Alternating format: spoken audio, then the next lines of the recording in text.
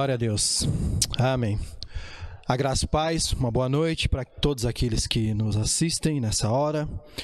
Eu gostaria que você abrisse a sua Bíblia ou acessasse no livro de Atos, capítulo 10. Atos, capítulo 10, nós vamos começar pelo versículo 1. Atos, capítulo 10, que Deus seja glorificado nessa noite, que o nome dele seja exaltado. Atos capítulo 10, versículo 1 diz assim: O centurião Cornélio. E havia em Cesareia um varão por nome Cornélio, centurião da corte chamada italiana, piedoso, temente a Deus com toda a sua casa, o qual fazia muitas esmolas ao povo e de contínuo orava a Deus. Este, quase a hora 9 do dia, viu claramente numa visão um anjo de Deus, que se dirigia para ele e dizia: Cornélio.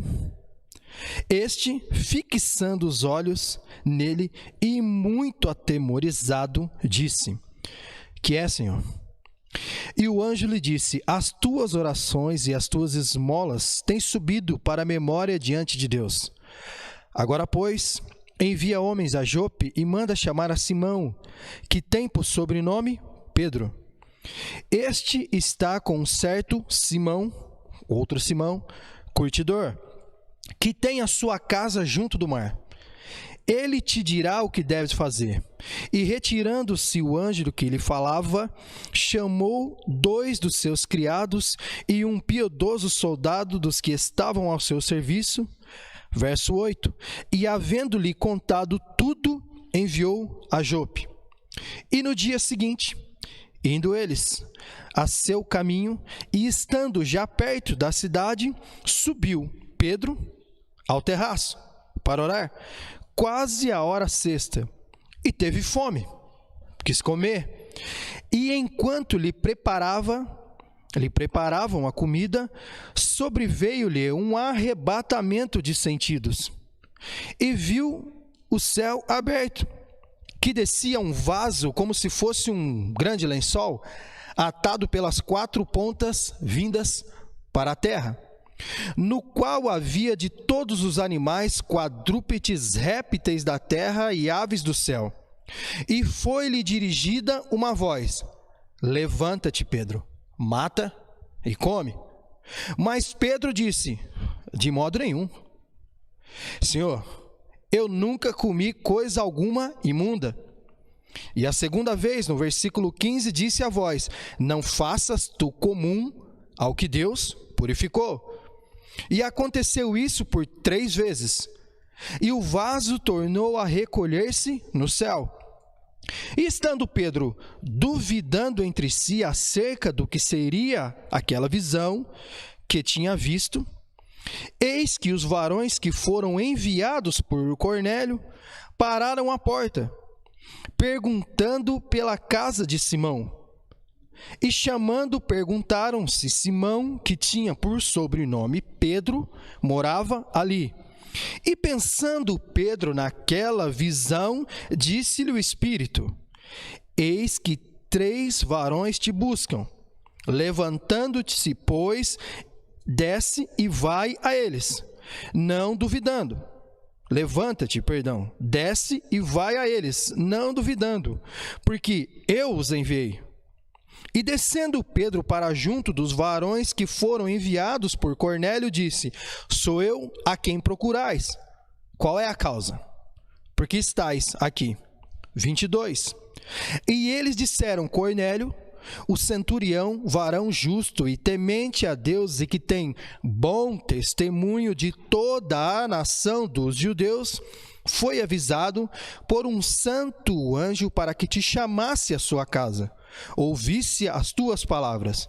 Então, chamando-os para dentro, os recebeu em casa. No dia seguinte, foi Pedro com eles, e foram com alguns irmãos de Jope. E no dia imediato, no dia seguinte, chegaram a Cesareia. E Cornélio os estava esperando, tendo já convidado seus parentes e amigos mais íntimos. E aconteceu que, entrando Pedro, saiu Cornélio para recebê-lo, prostrou-se aos seus pés e o adorou. Mas Pedro o levantou, dizendo: levanta-te, porque eu sou homem semelhante a ti. 27. E falando com ele, entrou e achou muitos que ali se haviam ajuntado. E disse-lhes: vós bem sabeis que não é lícito a um varão judeu ajuntar-se ou achegar-se a estrangeiros, mas Deus mostrou-me que nenhum homem chame comum ou imundo.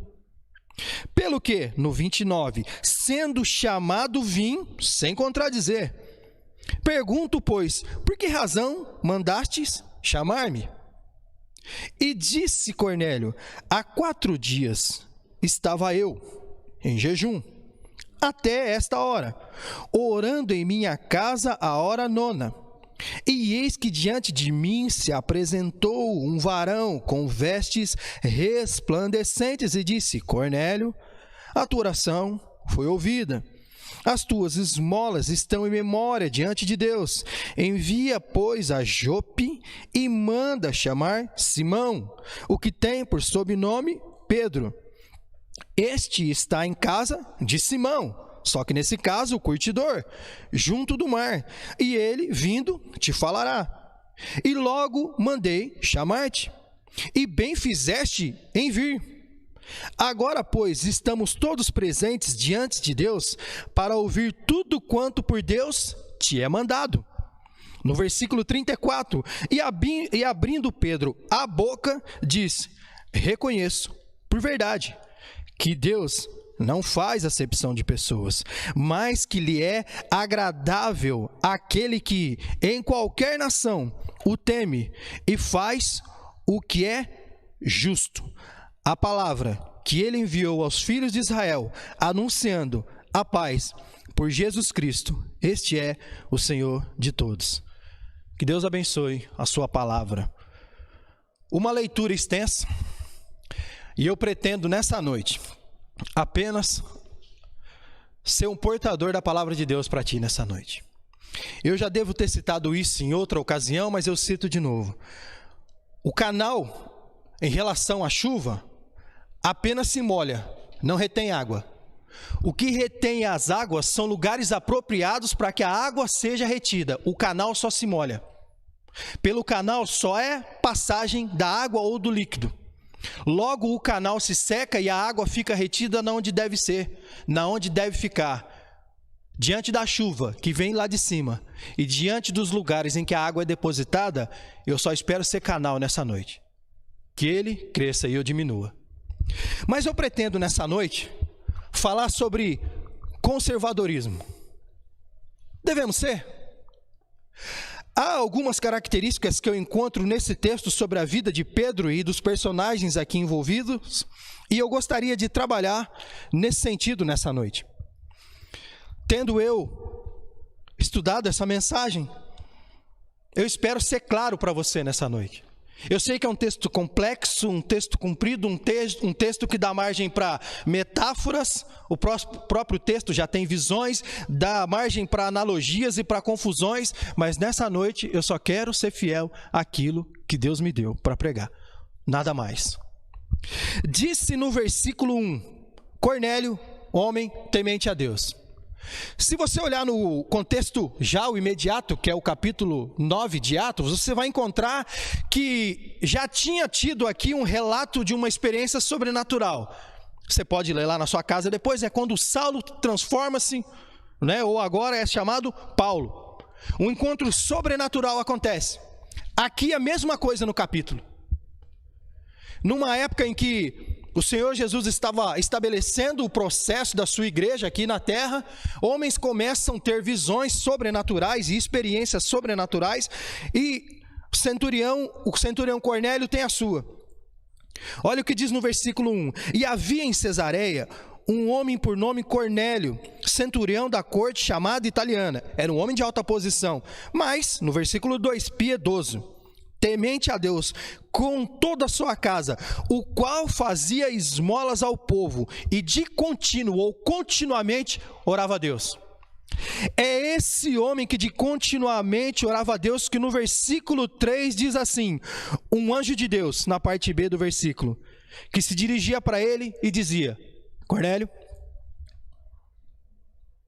Esse homem tem uma experiência sobrenatural, há um encontro com Deus. Já no versículo 6 a gente lê assim: ele está com um certo Simão, curtidor.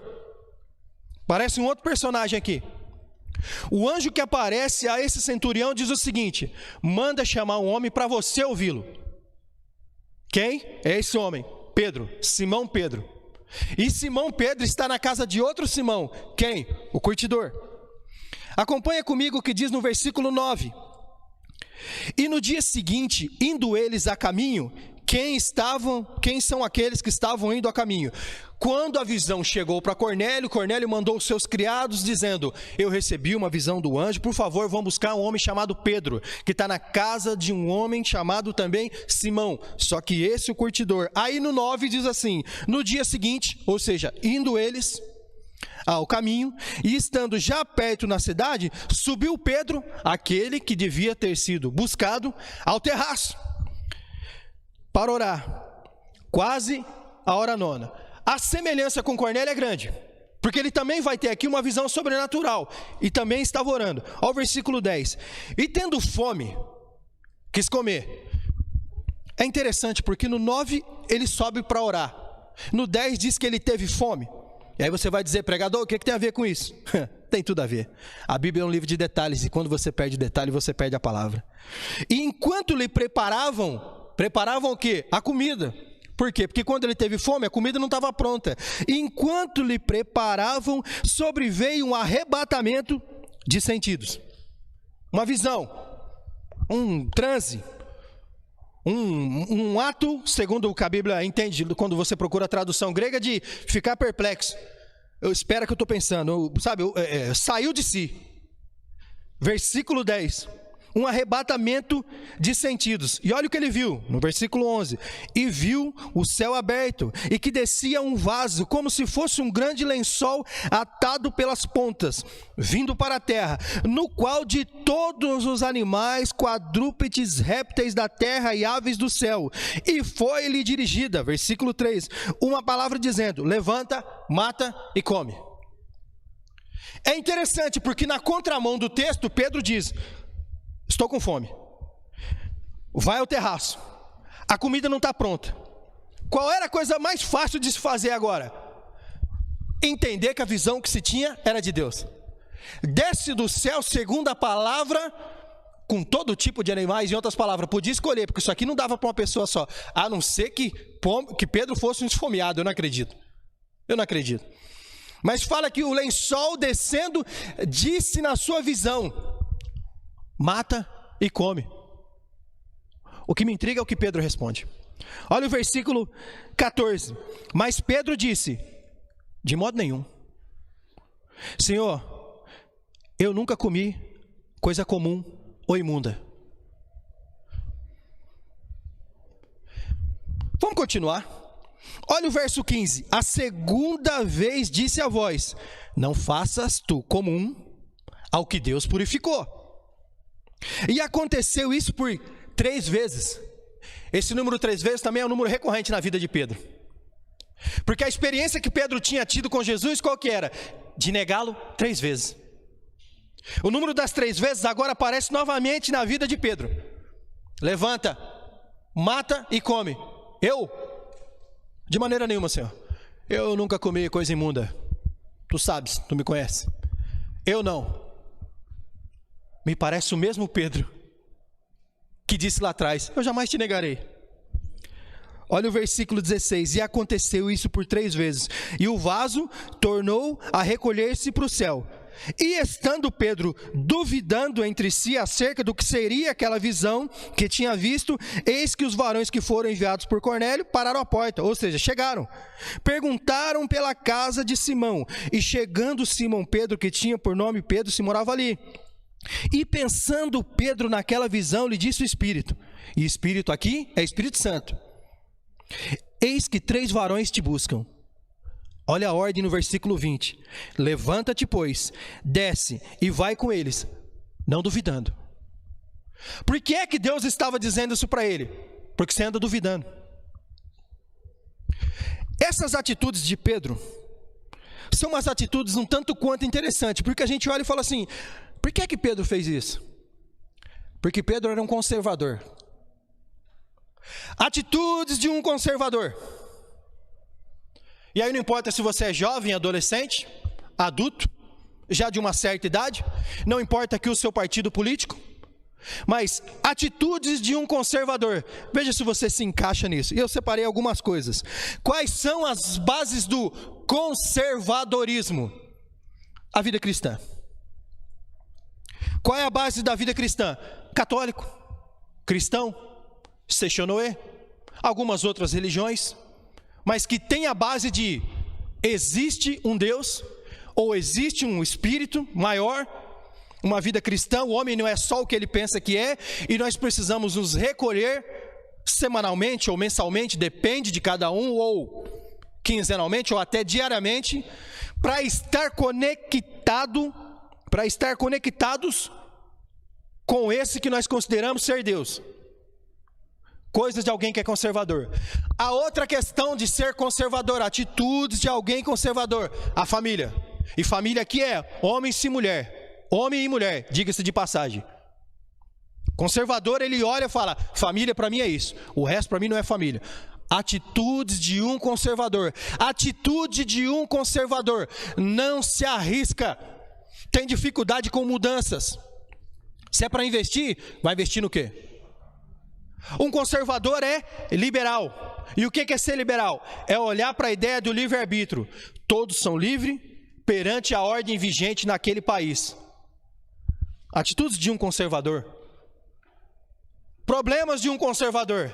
Ele acha que todo mundo tem que ser igual a ele. O conservador, e não confunda ser um conservador com ser um liberal. São coisas diferentes. Porque na cabeça do conservador há um choque quando ele precisa atualizar algo. Ele tem uma dificuldade de atualizar algumas coisas. Porque muitas vezes na cabeça dele, atualização pode ser mudança. E a atualização ela é necessária. Quando, por exemplo, muitas coisas que nós achamos que é aquilo, quando nós estudamos a fundo, com o passar do tempo, provado até por a ciência ou por outras coisas, não é aquilo exatamente que nós pensávamos. Então nós precisamos atualizar a nossa visão. Já o liberal, o conservador, ele pensa diferente. O liberal pensa diferente do conservador. Ele tem um pensamento parecido com o progressista. Qual é a ideia do progressista? A gente é conservador até o momento que a gente entende que aquilo precisa ser mudado. E se aquilo precisa ser mudado, a gente abandona, independente se aquilo foi bom para a vida inteira. Ou seja, se o progressista entende que na busca do progresso, na busca das coisas melhores, a família tradicional precisa ser abandonado, abandonemos-a. Para quê? Para que nós tenhamos um bem comum, para que nós sejamos politicamente corretos. O conservador não tem essa de politicamente correto. Ele não está nem aí com o que a política pensa. Aliás, ele acha que a política não existe. Esse é o problema. Por que é que Pedro tem um pensamento conservador? Pedro é daqueles que a gente vai achar essa escrita no livro de Mateus, que a gente vai, os evangelhos citam que o que contamina o homem não é aquilo que entra pela boca, é aquilo que sai. Pedro acredita ainda nesse sistema que ele foi criado, que o que contamina o homem é aquilo que entra pela boca. É por isso que Pedro olha e fala, não como coisa imunda. Só tem um problema, porque o que Pedro estava dizendo, não como, tinha vindo do céu. E por acaso há no céu alguma coisa imunda? Então o próprio Deus o repreende e fala, não julgue comum. E comum aqui tem a mesma conotação de imundo. Aquilo que Deus santificou. Pedro fala, jamais, não como. Não como. Olha a etimologia, e aqui eu vou ler, para ficar grifado, é melhor. Etimologia e características da palavra conservador. aquele que se opõe a mudanças, não aceitando inovações morais, sociais, políticas, religiosas, comportamentais. Quem é muito apegado às tradições, tradicionalista, dentro da política, é quem faz parte de um partido conservador, defensor da conservação das normas e das tradições pré-estabelecidas, funcionário responsável pela guarda, pela gerência, pela preservação do que pertence às organizações públicas, dentro da química, substância que, quando colocada ou adicionada a coisas alimentares, evita a sua proliferação de bactérias. Aquilo que é usado para conservar, manter o seu estado original. Qual que é o problema? O problema é que muita gente não sabe se deve ser conservador, se o nosso Deus é conservador ou se não é. Então a pessoa, segundo o seu conceito, é conservador até o ponto que lhe cabe. Ele faz uma guerra até ele estar no poder. Quando ele está no poder, ele vira conservador. Não, agora vamos manter do jeito que está. Está tudo bem assim, calma, já estou tudo... Isso não é ser conservador. Conservador é olhar para tudo aquilo que foi criado, que sempre deu certo, e falar, vamos manter, vamos fazer pequenas mudanças. Quer ver uma coisa simples para você entender o que é o conservador? O conservador, ele olha para a sua casa e fala, tá aí, vou fazer uma reforma. Estou morando aqui há muitos anos, vou fazer uma reforma. Eu vou derrubar tal parede, eu vou abrir tal porta, e nesse sentido as mulheres são extremamente conservadoras. Os homens são extremamente conservadores, eu já te explico por quê. Vou fazer tal coisa, vou abrir tal porta, aqui vai ter uma janela, vai ficar legal. E eu vou gastar pouco. A maioria dos homens. Aí vem as mulheres, que nesse caso não tem conservador de nada. Se dependesse dela, sabe o que ela faria? Vamos derrubar tudo e construir uma casa nova. O conservador, ele não tem essa ideia. O conservador, ele olha e fala, o que der para ser preservado, vai ser preservado. Por que a mulher tem esse desejo? Porque a mulher tem mais o desejo da coisa nova. De olhar e falar, tudo vai ser modificado, vai ficar 10, vai ficar top. Só que às vezes não dá para mudar tudo. E não precisa ser mudado tudo. Muitas coisas que estão no meio do processo não vão ser destruídas, estão apenas passando pelo processo da reforma. Por que é que eu estou falando sobre ser conservadores ou não? Porque essa palavra agora está em moda. Você é conservador? Haja vista, eu quero te lembrar que o nosso presidente, apesar de não parecer para muitos, é um conservador. E aí muita gente fala, onde é que eles estavam esse tempo todo? Ah, ele é conservador, ela é conservadora. Os conservadores sempre existiram. Apenas foi abafado a voz deles. Que agora se exprimem pelas redes, se espalham pelas redes sociais. Os conservadores cuidam das suas famílias, os conservadores cuidam das suas casas. Os conservadores olham e falam, por que tem que mudar se sempre deu certo? Vamos mudar só o necessário. O nosso Deus é conservador. Você olha para... E aí se você quiser seguir o exemplo de Deus, é uma questão sua. E eu ainda estou no texto, eu ainda estou na mensagem. Olha o que está escrito em Jeremias 32:14. Jeremias 32:14. Diz assim, assim diz o Senhor dos Exércitos, o Deus de Israel, tomas estes altos, este arauto de compra, tanto o selado como o aberto, e coloca-os num vaso de barro, para que se possam conservar por muitos dias. Sabe o que ele estava dizendo aqui? O texto lá está dizendo assim, os documentos de compra, e Jeremias aqui tinha comprado algo pedido pelo Senhor, importante, com testemunha, assinado, timbrado nas coisas da época, se fosse no dia de hoje, timbrado nos cartórios, com testemunha, reconhecido, firma, tudo certinho. Ele fala, pega todos esses documentos importantes e conserva no vaso de barro. No dia de hoje, você ia guardar um documento importante numa gaveta, num banco especializado, sabe, num container diferenciado, em alguma dessas casas que cobram para guardar documentos especiais. Mas o que a Bíblia está dizendo? Em relação ao crente, essa documentação, essa testemunha, aquilo que foi lavrado, a escritura deles, eu guardo em vaso de barro. Sabe quem são os vasos de barro? Somos nós. O Deus que é conservador está dizendo, vou conservar minha palavra dentro de vaso de barro, eu e você. Nosso Deus é conservador. Você vai achar um monte de versículo dizendo sobre conservação. E Deus conservará em paz a alma daquele que o adora, a alma daquele que o busca. Dependendo da tradução, vai ter um monte de questão. Por que é que Pedro tem essa atitude? Porque Pedro é conservador. Então Pedro está diante de uma visão de Deus, ele fala assim: não como. Não como coisa imunda. E Deus o repreende. Quantos de nós estamos chamando de imundo aquilo que Deus santificou? Esse aí não é crente. Não sabia que era você que tinha morrido por ele. Eu achei que era Jesus. Desliga o teu ansiômetro, o teu crentímetro, antes de ficar julgando os outros. Nós temos uma péssima mania, e nessa tarde o Senhor me repreendeu com isso, de achar que algumas pessoas não são crentes só porque elas são diferentes de nós. E aí nós olhamos para a nossa condição e falamos, igual a Pedro, eu não. O negócio vindo do céu, Pedro tem a capacidade de falar, não como coisa imunda. Meu Deus, estava vindo do céu, irmão. Tem coisas que são enviadas na nossa vida por Deus, a gente fala, isso não é de Deus não. Talvez você seja um conservador, e está na hora de você se atualizar. Porque ser conservador não é ruim. Nosso Deus é conservador. Só que você precisa se atualizar. Apegado a tradições, apegado a coisas que a Bíblia já foi explicada por pessoas sábias e estudada por muitos, e textos bem expostos em que não é mais pecado, que na verdade nunca foi. Nós estamos falando de ser liberal, mas nós somos tão tradicionais que a gente não abre a nossa mente para olhar e falar, Deus está dizendo que isso aqui pode. Deus já santificou algumas pessoas diferente do que eu e você pensamos. Quer ver uma coisa interessante? A pessoa dá uma mancada comigo ou com você. Passa-se 10 anos, a gente olha para a pessoa e fala, você é um vagabundo, isso aí não vale nada. Talvez ele já teve um reencontro com Deus. Talvez ele já foi perdoado. Talvez a vida dele não se pareça em nada com aquele cara de 10 anos atrás. O lençol já desceu e você está falando, não como coisa imunda. Isso aí para mim é imundo. Regula a tua vida. Nós precisamos ser conservadores. No nosso Brasil, se nós não formos conservadores, nós não vamos nem orar.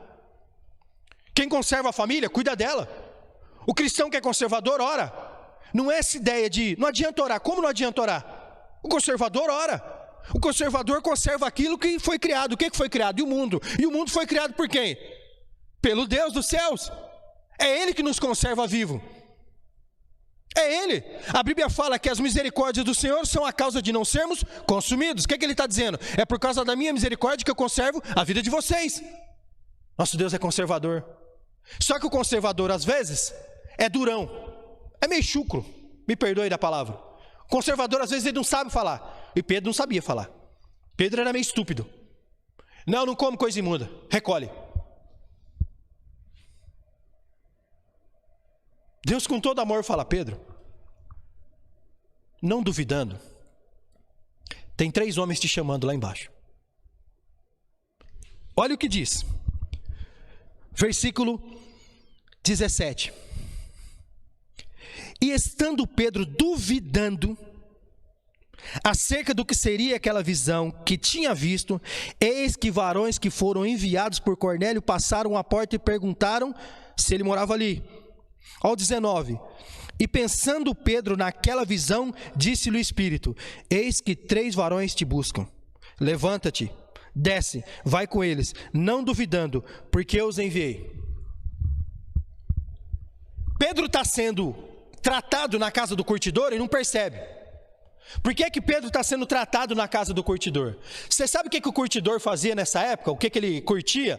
Claro que é o couro, mas o couro dessa época era o couro do porco. Você imagina o cheiro na casa do curtidor? Talvez você fale, eu gosto de toicinho. Mas toicinho o dia inteiro e banha de porco, amigo. E sim, o curtidor nessa época era desprezado pelas pessoas. Porque era o curtidor que começava pelo couro do porco, animal que Pedro considerava imundo. Porque ele viu o Senhor Jesus, por exemplo, expulsando os demônios pelos porcos. Eram esses porcos e muitos outros animais que o curtidor pegava, trabalhava com as suas mãos, transformando aquele couro para que sejam usados em humanos. Ou seja, destrinchando, usando o fogo, usando a sua mão, a sua manufatura, usando um líquido que eles usavam na época de algumas árvores que eram-lhes extraídas, adaptando aquilo que era imundo para usar naquilo que não é imundo mais depois de ter conhecido ao Senhor Jesus. Quem? Os seres humanos. O que é mais engraçado e de hipocrisia daquela época é que muita gente desprezava o curtidor, mas usava sandália. usava cinto. Que hipocrisia. Semelhante aos dias de hoje, quando alguém busca uma roupa de marca, ou uma roupa de qualidade, um sapato de qualidade, qual é a pergunta a ser feita? É de couro? O couro existe até hoje. Precisa ter o dom, precisa ter um talento sobrenatural vindo de Deus para trabalhar com o couro. Não é qualquer um que trabalha com o couro. E os dias que Deus deixou Pedro na casa de Cornélio, ele está só analisando, de Simão para Simão no caso, né? Simão o curtidor e Simão o discípulo só analisando. Aquele cheiro, porque o cheiro do processo às vezes não é bom. Aquele líquido, até que uma peça bonita saía. Eu não sei se Pedro ganhou um cinto, se Pedro ganhou uma sandália de recordação, mas o Senhor levou Pedro à casa do curtidor para ver como é que muitas vezes é o processo de tornar o que é imundo em santo, em útil. Só o nosso Deus pode fazer isso. É nesse meio que Pedro tem fome. É nesse meio que o almoço não está pronto. E é porque o almoço não está pronto que ele tem uma visão sobrenatural. Quantos de nós não deixamos de fazer besteira na nossa vida? Sabe por quê? Porque Deus abaixou o fogo. Porque se Deus tivesse aumentado o fogo e a comida tivesse pronto, você tinha participado de coisas que não tinha agradado a Deus. O encontro sobrenatural que ele tem é enquanto o fogo foi abaixado. Adivinha quem é que abaixa o fogo? Adivinha quem é que controla o fogo? Quantas vezes nós queremos coisas na nossa vida e o Espírito Santo vem e abaixa o fogo? Você falou, eu queria para agora não está pronto. Mas que raiva, mas que coisa. Pedro sobe ao terraço. É o Espírito Santo que abaixa o fogo. Na casa do curtidor ele aprende como é que as coisas são feitas. Na casa do curtidor o Senhor vem trabalhando com ele de todos os lados. Mas Pedro parece que não aprendeu ainda. Continua a história comigo. Olha o versículo 27. Eu vou para o versículo 27. E falando com ele entrou e achou muitos que ali estavam e haviam se ajuntado. Aqui ele já tinha sido levado no outro dia pelos dois homens para a casa de Cornélio, aquele qual o Senhor falou, manda chamar ele, traz ele para cá. Olha a declaração de Pedro, 28. E disse-lhes, vós bem sabeis que não é lícito a um varão judeu ajuntar-se ou achegar-se a estrangeiros. Pedro continua na mesma atuada. Sabe o que Pedro está dizendo para eles? Vós bem sabeis que não era para mim estar aqui, né? Eu sou crente. Eu sou lavado, remido, ungido pelo sangue de Jesus. E ainda usa versículo no dia de hoje. Não se assentai na roda dos escarnecedores. Sabe o que me intriga, como sempre? É que quem manda chamar ele, o próprio Cornélio diz, é o Espírito Santo. Foi um anjo que apareceu aqui e mandou te chamar. Então Deus nos leva a algum lugar e a gente chega lá e fala assim, vocês sabem que na verdade eu não podia estar aqui na casa de vocês, né? Vocês não são crentes, eu sou salvo, sou raça escolhida, nação eleita, sacerdócio real, eu sou...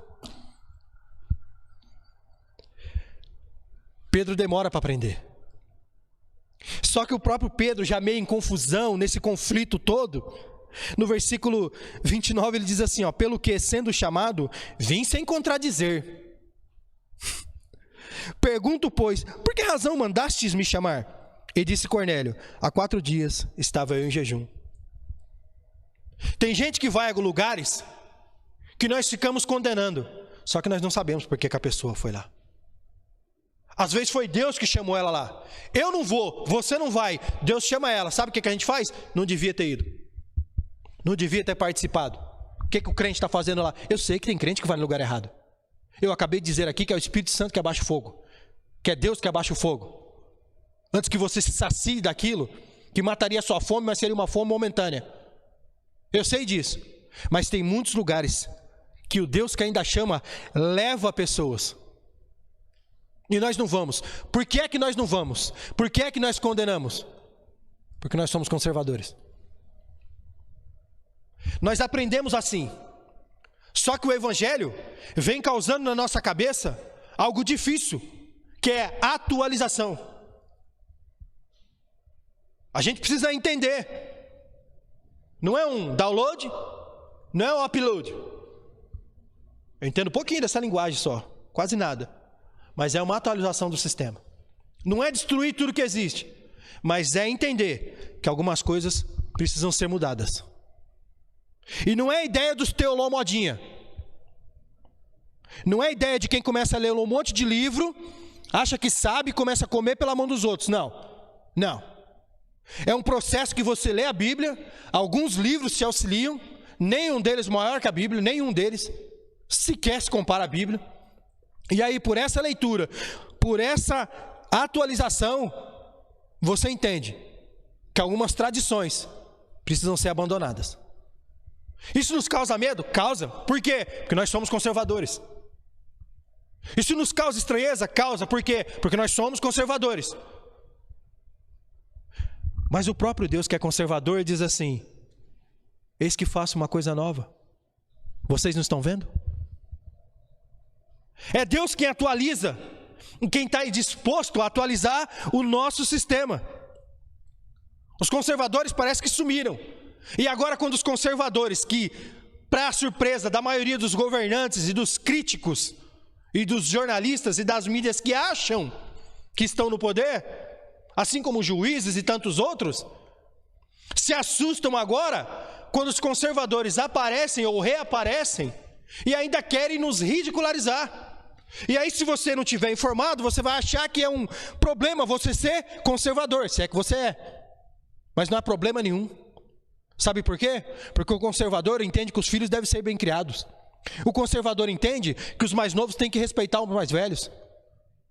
E não era melhor quando o mundo era assim? Algumas atualizações precisam ser feitas, é verdade. Mas essa ideia de que o conservador é um retrógrado, é um antigo, é um quadrado, está errado. Está muito errado. O conservador, ele olha e fala: eu até uso roupa da moda. Eu até tenho coisas que muita gente tem. Eu até faço muitas coisas que os outros fazem. Mas espera aí, existe um Deus. Existe uma base cristã chamada família. Existe um negócio chamado ama o próximo como a ti mesmo. Existem coisas que o Senhor santificou, e se o Senhor santificou, está santificado. O conservador, ele pensa nisso. O conservador, ele não se perde nas suas ideias. O conservador não pode falar mal do presidente, porque diz a Bíblia nossa que você deve orar pelas autoridades. Isso choca a nossa cabeça. É diferente de discordar. Olha, eu não concordo com isso que foi feito. Ok. Mas falar mal, desejar a morte, querer o fim, aí nós estamos contra a Bíblia. E se nós estamos, nós não somos mais conservadores. Os conservadores pensam na igreja. Os conservadores pensam no sustento da igreja. Os conservadores pensam nos pobres. Os conservadores entendem que diante de uma guerra, alguns precisam se resguardar, mas outros precisam sair à batalha. E alguns vão morrer na guerra. O conservador, ele entende isso. O conservador, ele entende que a gente segura, mas avança, segura, mas avança, segura, mas avança. Não é a ideia do pensamento progressista, é a ideia do pensamento que precisa ser atualizado. E é incrível como é que nós temos dificuldade de ter um pensamento atualizado, mas para as coisas nós se atualizamos rapidinho. Rapidinho, eu te explico. Ninguém quer mais, pelo menos a maioria das pessoas que pode ter um carro novo, ninguém quer mais o carro velho. Agora é direção hidráulica, agora é ar-condicionado, agora na minha casa tem um interruptor tal, agora tem sensor de ré. Quem diria os antigos, que a gente ia ver isso? Câmera de ré. Tem uma manifestação aqui quando eu falei os antigos aqui, porque tem alguns aqui. Quem diria que agora você olha por uma câmera, fala, estou vendo o carro que está lá atrás. A câmera antes.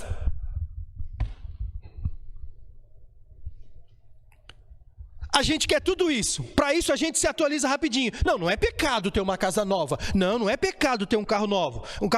Não é pecado tal coisa. Mas tal coisa é pecado. Aí isso aqui já é pecado. Se atualiza, Pedro. Se atualiza, Pedrinha. Se atualiza. Você está criticando aquilo que o Senhor santificou.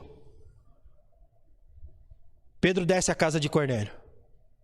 E Pedro vem aqui agora pregando de um jeito que o Senhor o levou para fazer um tratamento na casa do curtidor, diante de uma visão. E Pedro chega aqui com conflito, mas ele chega aqui já quase que renovado. Olha o 31. E eis que diante de mim se apresentou um varão com vestes resplandecentes e disse: Cornélio, explicando a visão para ele. Ao 34, e abrindo Pedro a boca, disse: reconheço por verdade que Deus não faz acepção de pessoas. Se nós entendemos que Deus não faz acepção de pessoas, por que é que a gente está olhando para 11 e dizendo: esse é crente, esse não é, esse pode, esse não pode? Eu e você não somos o Espírito Santo e nem Jesus Cristo. O mesmo Deus que nós acreditamos que pode nos salvar, pode salvar pessoas que você nem imagina. O poder ainda é o mesmo. Nessa noite eu termino com uma pergunta. Conservador, você é? Analisa. Se você é conservador, você precisa tomar algumas atitudes. Orar pelas autoridades. Preservar a família e a igreja. Preservar o respeito e a moral. Não ser politicamente correto, não. O conservador, ele é educado, mas se posiciona. O conservador, ele estuda. O conservador, ele não fica dentro da igreja achando que a vida é só igreja, não. O conservador, ele se atualiza, ele estuda. O conservador faz um monte de coisa que outros fazem, mas o conservador fala: eu não posso passar daqui. Por quê? Porque eu sou conservador, sim. E o meu Deus é um Deus conservador. E é por isso que eu sou. Que nessa noite o Espírito Santo possa ter falado contigo. Que Deus te abençoe e que te dê uma boa semana. Que você tenha pensamentos como cristão de um bom conservador. A paz. Que Deus te abençoe.